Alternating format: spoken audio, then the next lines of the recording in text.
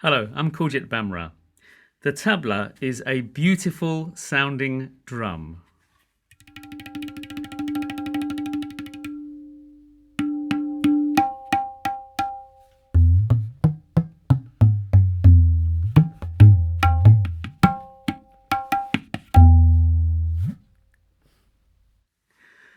It's a percussive instrument, but it has a wide range of tones that are soft, gentle, resonant, and melodious. If you play the tabla mostly by hitting on the black spots to create short, sharp sounds,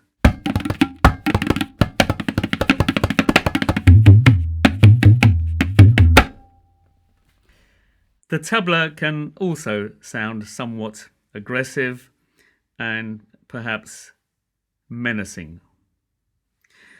Over the years of having done hundreds of workshops around the world, I made it a point of asking people what they think the tabla sounds like to them. And generally speaking, young children hear the tabla for the first time, and their most two common answers are, it sounds like a butterfly, and secondly, it sounds like a raindrop or water. Adults, on the other hand, tend to say something like the tabla sounds soothing, calming, or meditative. In this tutorial, I'll be explaining how to write for tabla and how to create a tabla score so that you as a composer can convey precisely to the player what you'd like in your composition or song. Before we start the tutorial, I'd like to say a couple of things. Firstly, the idea of actually notating tabla in a way that is universally understood is a very new concept.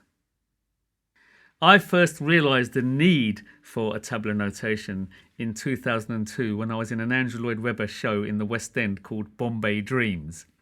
And I'd never been in a show before.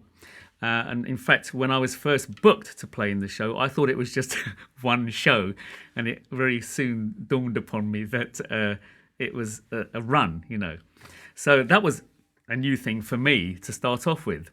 And then it dawned upon me very soon after that there had to be a way of me writing my tabla notation down so that when I took time off from the show, or if I was ill for any reason, my deputy could step in and play exactly what I had been playing. And since then, I've been developing the tabla notation in association with three organisations, namely the Purcell School of Music, Exeter University, and also the organisation known as Sound and Music.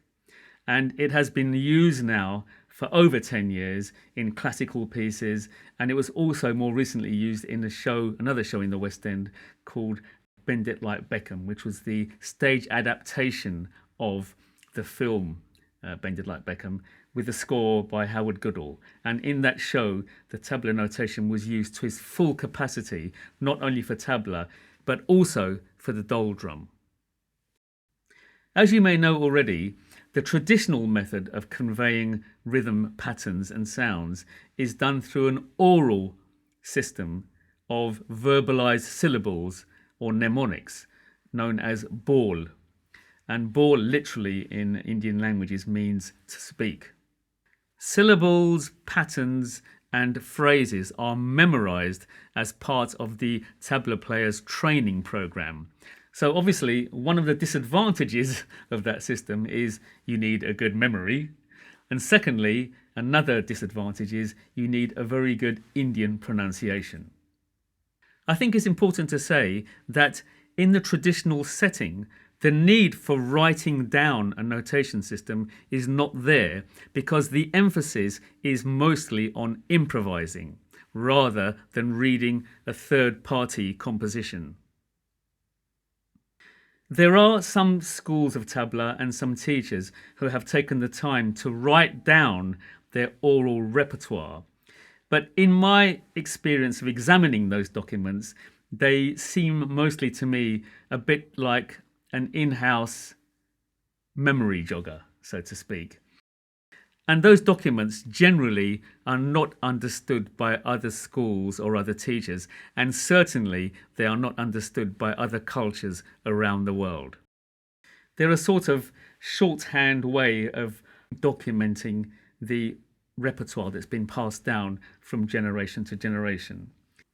I don't want to over-labour my point, but one of the things that happens to me quite often is when I go shopping, and I'll pull out my shopping list from my pocket, which is a list that I've jotted down at home in a sort of shorthand.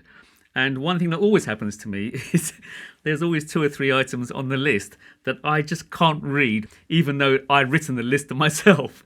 So that's one of the sort of shortfalls of writing or having your own system which is exclusive to yourself. I mean, I can't read my list, let alone someone else being able to read it. But anyway, I've made my point.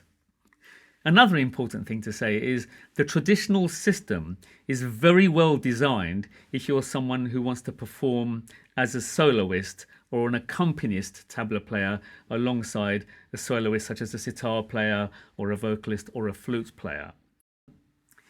It's probably not designed for a tabla player with a Western string quartet or with a Western jazz quintet, for example. So that's another shortfall of the traditional system. From a composer's point of view, it's definitely useful to have some prior basic knowledge about the existing patterns that are known in the tabla community. And if that is something that does interest you, then what I suggest you do is get hold of my book, Read and Play Tabla, Module 3. I'll put it up on the screen right now. And in that book, I have notated the common rhythmical patterns used by tabla players. And there's no reason why you can't lift those patterns out and use it as a starting point or building block for your own composition or song. Okay, so without any further ado, let's look at how to write for tabla. I've divided the tutorial into 3 segments. In the first segment, we will look at the instrument itself and what sounds it can produce.